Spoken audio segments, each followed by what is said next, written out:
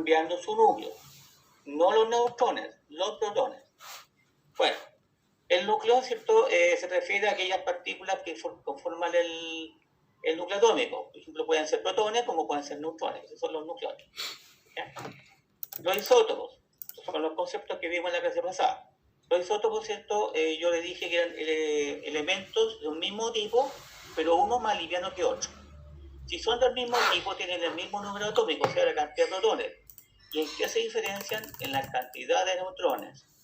¿Ya? Por lo tanto, si usted recuerda los numeritos atómicos básicos, ¿cierto? El de abajo el atómico, el de arriba el másico, ¿cierto? Pues bien, basta que, ¿cierto?, que uno tenga más neutrones que otro, entonces va a ser un número másico más pesado, el másico es el doble de la suma de protones con neutrones, ¿ya? O va a ser más liviano con respecto al otro. Por lo tanto, los isótopos existen en forma natural.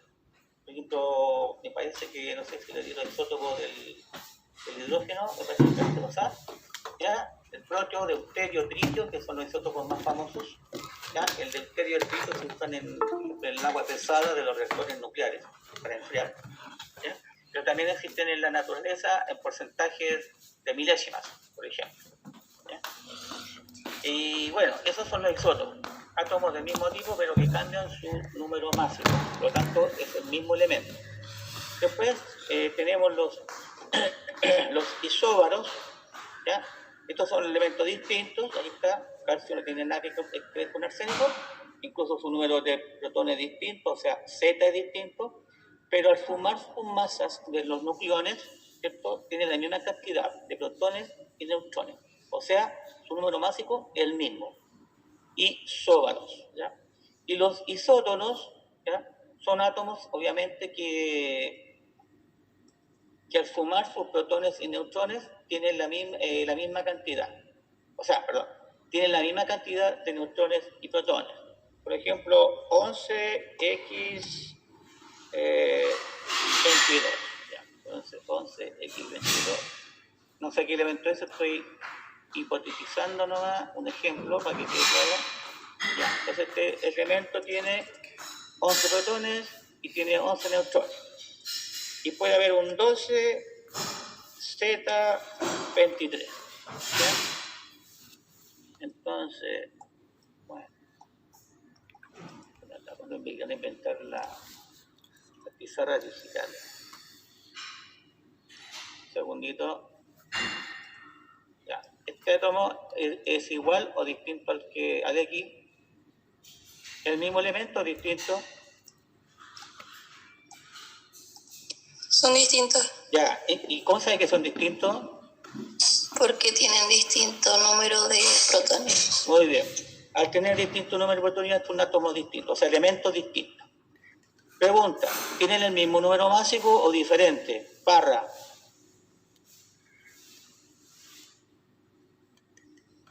El mismo. Parra, el de arriba el número másico. S y S. Pregunta. Es distinto. Distinto. Cata Zúñiga, usted quiere ser doctora en química. ¿Cuántos neutrones tiene X? 11.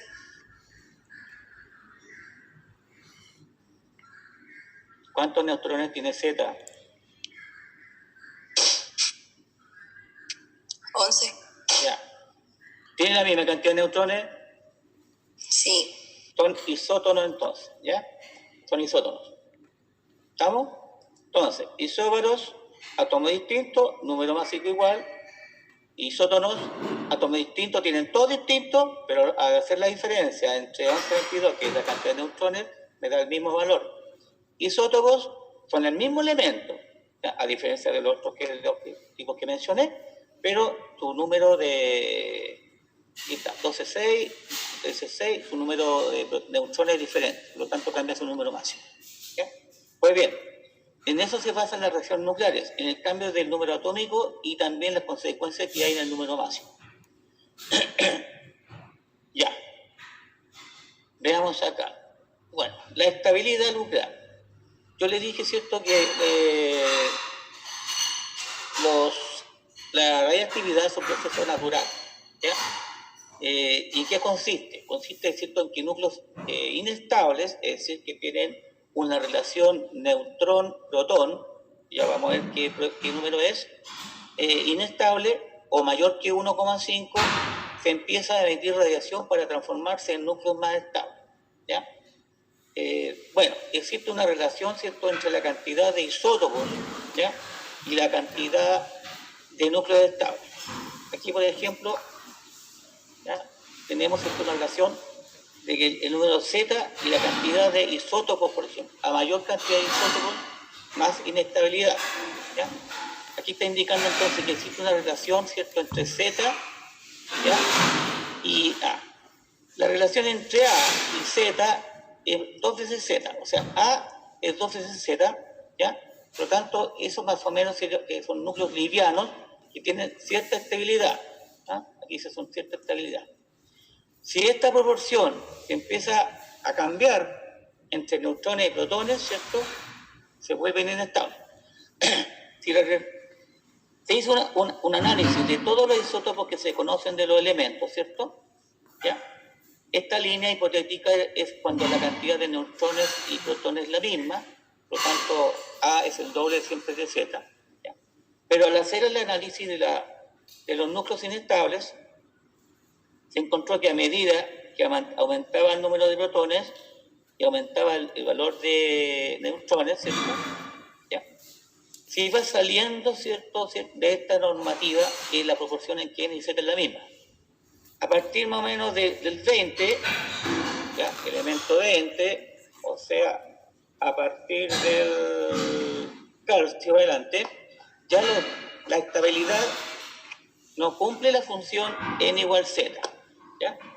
La estabilidad, ¿cierto?, va a permanecer dentro de este rango, ¿cierto?, en que N y Z va a cumplir, ponte tú, la relación N 1,2, 1,3 hasta 1,5, ¿no? Ahí se va cumpliendo, ¿cierto? Y este se llama cinturón de estabilidad.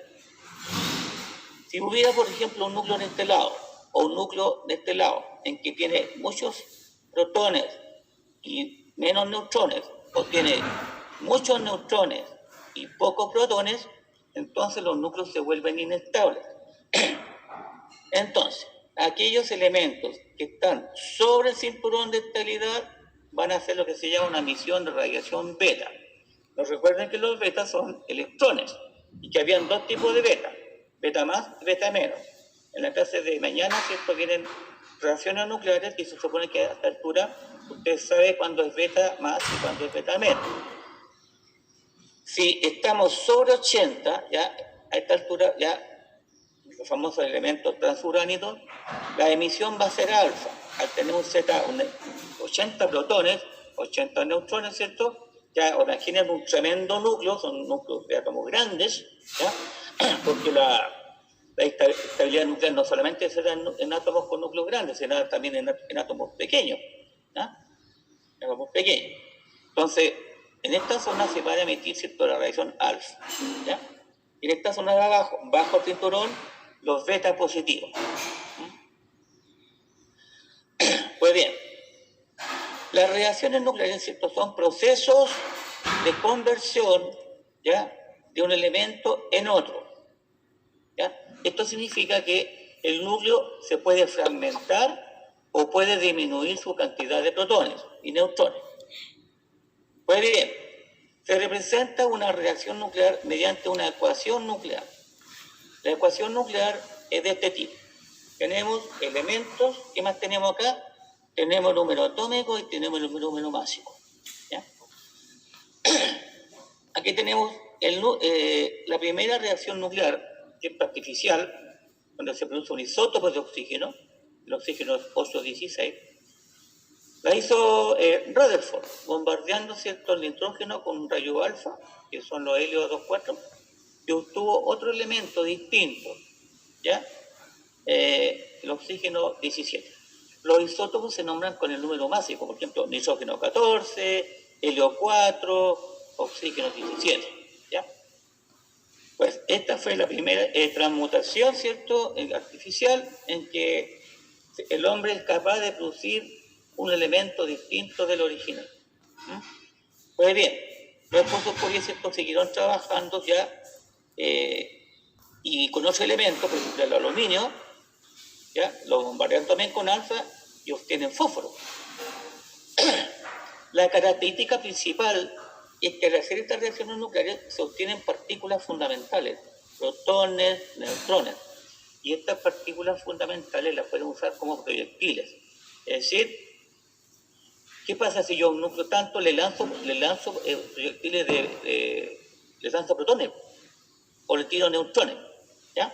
Entonces, esa es, digamos, la conclusión de este medio, digamos, de reacción nucleares, que se obtienen partículas proyectiles, que es lo que sucede en una bomba atómica.